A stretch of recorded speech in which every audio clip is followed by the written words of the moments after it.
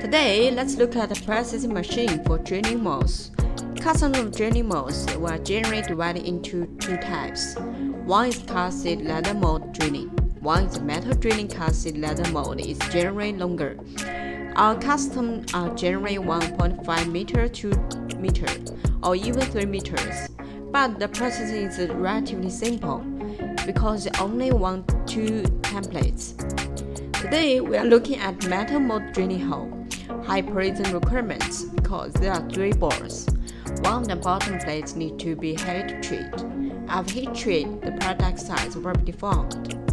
The position of the original hole will deviate after deformation. So, we add the CCD window positioning system to this device.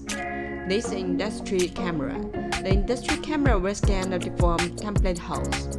Scan data through CCD vision positioning system. Numerical control system generation program transformed to CNC. The latter 2 boards are processed according to the generate program. In this way, the 3 boards can be completely overlapped. No error.